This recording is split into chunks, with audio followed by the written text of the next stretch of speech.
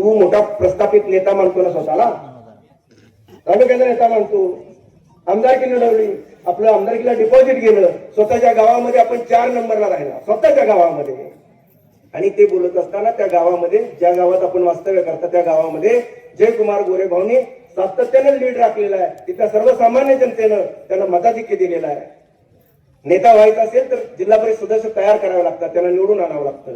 पंचायत समितीचे सदस्य तयार करावे लागतात, त्यांना निवडून आणावं लागतं. अरे मी, माझा मामा, माझी मावशी, माझी भाऊज, त्याच्यानंतर मी पुतण्या, आणि अचानक पुन्हा घुमजाव करून आता म्हणतो मी. अरे स्वतःच्या पलीकडे जाऊन तुमची दानत नाही. आणि ज्या माणसानं या तालुक्यामध्ये एवढं मोठं काम केलं, या राज्याचा ग्रामविकास मंत्री म्हणून आपल्याला अभिमान वाटतो की सामान्य कुटुंबातून एवढी मोठी झेप घेऊन सातत्यानं प्रयत्न करून या भागाचा विकास साधून महाराष्ट्राच्या नेतृत्वाला भुरळ घालून राज्याचं ग्रामविकास अत्यंत महत्वाचं खातं ज्यांनी प्राप्त केलं, त्याचा अभिमान तुम्हाला आम्हाला वाटला पाहिजे. आणि आपण लज्जास्पद अशा पद्धतीचं वक्तव्य करता, आपण इथून पुढे मी त्यांना आवाहन करेन की आपण अशा पद्धतीची बेताल वक्तव्य करताना आपण भान ठेवा आपण कुणावर बोलतोय ते. आपण अशा पद्धतीची भाषा कराल तर त्याच भाषेमध्ये भविष्यामध्ये आपल्याला उत्तर दिलं जाईल. जास्तीचं नाही होणार, परंतु एवढंच सांगेन की बोलत असताना नक्कीच भान ठेवा. कारण जिल्हा परिषद कुकुळवाडगड ही कुणाच्या बापाची जागीर नाही. 1996 ला आम्ही पंचायत समिती खाली लढवली आणि जिल्हा परिषदेला शिवसेनेतून कांचनताई जगताप होत्या. इथं वळणाला बसले. अशा पद्धतीनं तुम्ही चतुराईने वरकोटे मलवडीमध्ये आपसात मतदान फिरवलं. पंचायत समिती आणि जिल्हा परिषद आम्हाला पराभव स्वीकारावा लागला आणि आमच्याशी गद्दारी करून त्यावेळेस जिल्हा परिषद सदस्य आमच्या बरोबर, आम्ही शिवसेनेतून होतो, त्यावेळी निवडून आला. त्याच्यानंतर पिंटूदादा जगताप पंचायत समिती सदस्य झाले, त्यावेळेला आम्ही जिल्हा परिषदेला सदस्य झालो, आम्ही तुमच्या बरोबर होतो. मागच्या वेळेला आम्ही भाजपमध्ये गेलो, तुम्ही शिपूट धरून मागा आला, नको तर कुठल्या गाडीत बसू. लाज लज्जा वाटली पाहिजे. आपण काय बोलतोय? अरे आपलं कुठे घर एक ठिकाणी आहे का? काल शरद पवाराला आमचा नेता काय म्हणजे काय बोलत होता, एका रात्रीत पक्ष बदलला. मगाशी उल्लेख कोणी तर केला चिन्मयनं. वरकोडे मंडळीचा सुपुत्र सातारा नगरपालिकेमध्ये निवडून आला, पोस्ट मात्र ह्याच्यावर टाकल्या मोबाईलवर. परंतु मूर्खांनो, तुम्हाला साधं एक बॅनर लावण्याचं धारित्य नाही झालं. अरे तुम्ही निवडून आला भारतीय जनता पार्टीच्या चिन्हावरती, तर एखादा बॅनर तर लावायला पाहिजे होता ना, सत्कार घ्यायला पाहिजे होता. सत्कार घेताना सांगावं लागेल भारतीय जनता पार्टीच्या तिकीटावर निवडून आलेली जमात आहे, आज वाटते आपल्याला. कारण कत्रखटामध्ये फिरतोय ते तर काय अडचणीचंच गाणं आहे. अरे मला सांगा, भावी खासदार झाल्यावर वाटतं असं गाणं गाडी जाऊन फिरणारा, त्याच्यानंतर आता जिल्हा परिषदेला बरवतंय, ते आमदारकीचं स्वप्न पाहत होता. आणि अशी ही मंडळी फक्त स्वप्नातच स्वप्नरंजन करणारी जिल्हा परिषदेचं हा गट आमच्या बापाची जागीर आहे म्हणून मिळवत आहेत.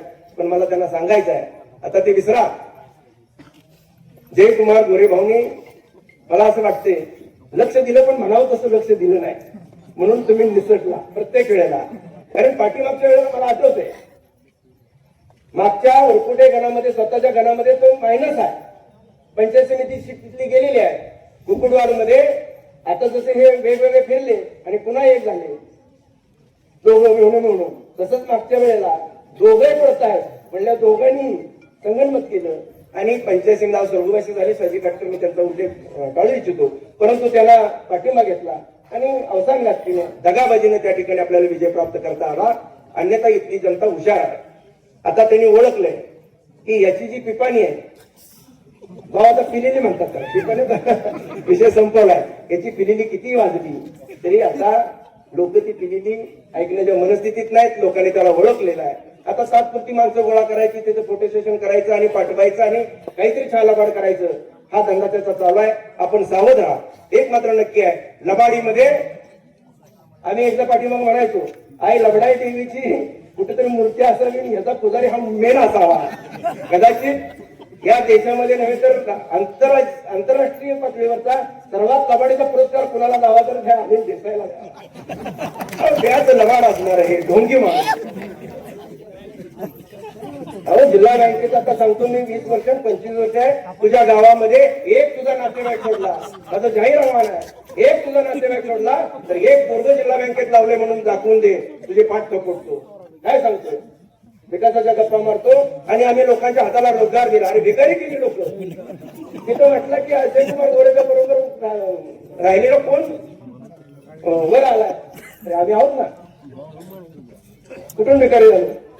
आम्ही आमच्या नेत्यांना आम्हाला मेहनत करायला शिकवली. आपल्या बुद्धीनं आपल्या चातुर्यानं आम्ही आमचा व्यवसाय करतो. आम्ही दलाली करत नाही, गुजऱ्यांची फौज तयार करत नाही, स्वाभिमानाचा कार्यकर्ता तयार करून या ठिकाणी आपण बघतोय की जयभाऊचे गुरु असणारा प्रत्येक कार्यकर्ता, कारण आमचा नेताच निर्व्यसनी आहे, दिलेला शब्द पाळणारा नेता आहे.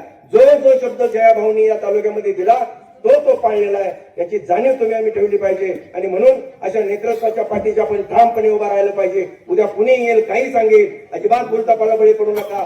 पैशाचा वापर होईल, कारण ते आम्हाला स्वतःला लक्ष्मीपुत्र समजत आहे. सगळ्यात महत्वाचं आता काही लक्ष्मीपुत्र कसे आहेत त्याचं मी वर्णन केलेलं आहे, मी त्यात जाणार नाही.